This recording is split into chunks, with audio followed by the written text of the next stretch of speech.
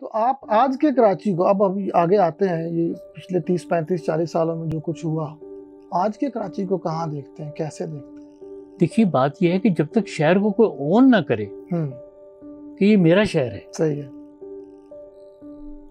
आप लाहौर को देखिए, लाहौर लाहौर है, और जिसने लाहौर नहीं देखा और जमिया ही नहीं, ये सारे बातें जो हैं।